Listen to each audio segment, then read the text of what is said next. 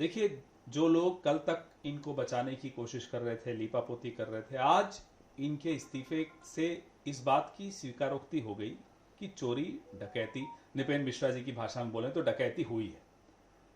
लेकिन जो ट्रस्ट के जो ट्रेजरर हैं, जो ये घोषणा कर रहे हैं इन इस्तीफों की स्वीकारोक्ति की, वो कोषाध्यक्ष का क्या कोई जिम्मेदारी नहीं होती?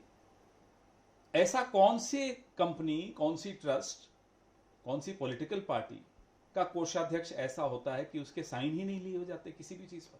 ऐसा कभी सुना है आपने? तो ये ट्रस्ट क्या है?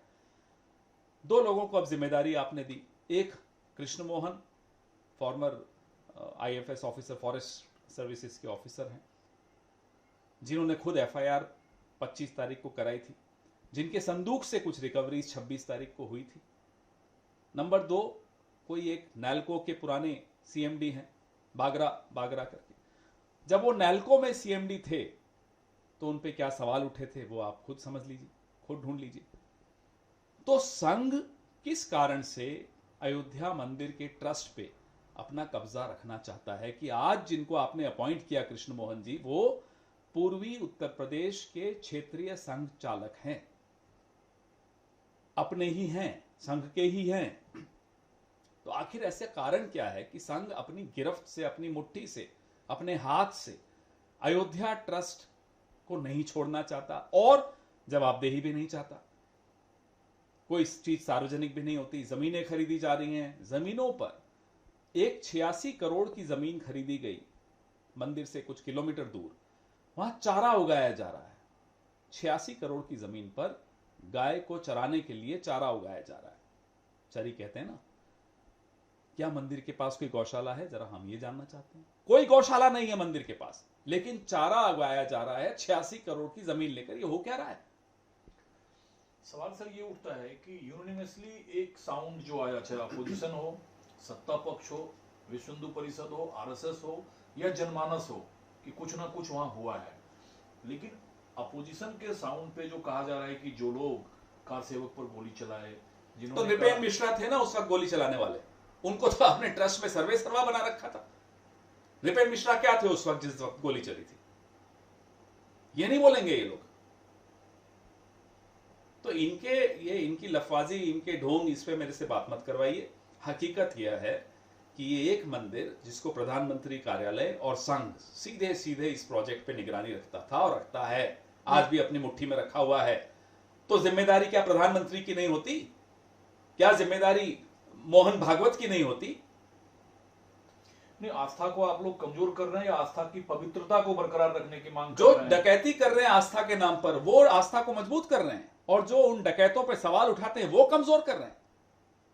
कमाल का सवाल पूछ रहे हैं आप। जब गोविंद देव जी गिरी जो कोषाध्यक्ष हैं, वो कहते हैं कि हिंदुओं को बांटने की कोशिश हो रही है। आज मैं देख रहा था, टीवी पे फुटेज आ रहा था, 1-1.5 करोड़ की गाड़ी में गोविंद गिरी जी जा रहे थे इस बैठक में, वेलफायर या कुछ ऐसी गाड़ी थी, और कहते हैं साहब मेरा तो कोई रोल ही नहीं था, मेरे तो हस्ताक्षर ही नहीं होते।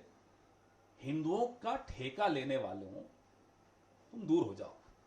हिंदुओं को सबसे बड़ा खतरा इन्हीं तत्वों से है, वो विश्व हिंदू परिषद हो और राष्ट्रीय स्वयंसेवक संघ हो।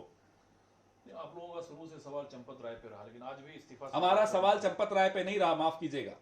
हमारा सवाल प्रधानमंत्री कार्यालय और राष्ट्रीय स्वयंसेवक संघ पे रहा, विश्व हिंदू परिषद पे रहा। हमने नहीं अकेले सवाल उठाए, निर्मोही अखाड़ा ने आज से कई साल पहले, 2 दशक पहले, 3 दशक पहले विश्व हिंदू परिषद पे 1400 करोड़ के गबन का मामला उठाया था।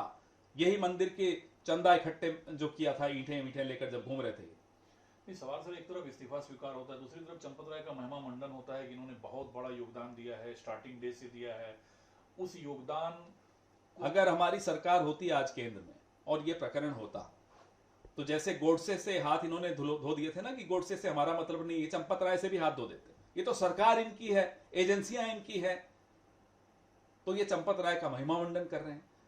अगर जब गांधी की हत्या हुई होती और सरकार जनसंघ की होती या हिंदू महासभा की होती या आरएसएस की कंट्रोल की सरकार होती, तो गोडसे का महिमा मंडन 1948 30 जनवरी की शाम 5:45 से शुरू हो जाता। 22 जुलाई को फिर एक मीटिंग है। क्या कुछ उस मीटिंग में? कौन भरोसा कर रहा है भाई इस ट्रस्ट कह रहे एसआईटी की जांच रिपोर्ट आ जाएगी तब को? तक। भाई ये ट्रस्ट को एसआईटी पे भरोसा नहीं था, देश को ट्रस्ट पे भरोसा नहीं है, देश को पीएमओ पर भरोसा नहीं है, आरएसएस पर भरोसा नहीं है, करते रहे बैठ के। मैं आपको बता रहा हूँ 3 सदस्यों की एक समिति नियुक्त की, जिसमें रिटायर्ड जस्टिस प्रदीप कोहली है, retired lieutenant general Vishnukant Chaturvedi है, सुरेश जी हवारे हैं। ये शिरडी ट्रस्ट को संचालित करने में इनका योगदान रहा है। ये लोगों का इंटरव्यू करेंगे, फिर सजेशन देंगे, फिर अब शिरडी साईं बाबा हिंदू हो गए? इन्हीं के तत्व पूरे देश में घूम घूम कर शिरडी साईं बाबा के मंदिरों को तबाह कर रहे थे, उनकी मूर्तियां उखाड़ रहे थे। अब शिरडी साईं बाबा याद आ गए इनको। अच्छा, अब शिरडी साईं बाबा की घर वापसी हो गई। सर, इस पूरे प्रकरण में आप लोग विपक्ष की जीत मानते हैं या सरकार की बात सक्रियता? पक्ष विपक्ष की नहीं होती, माफ कीजिएगा। हिंदू धर्म के जो आस्था रखते हैं, खास तौर पे वो लोग जिन्होंने पूरी आस्था रख के, निष्ठा रख के इस मंदिर निर्माण में सहयोग किया, उनकी हार हुई है, उनकी हार हुई।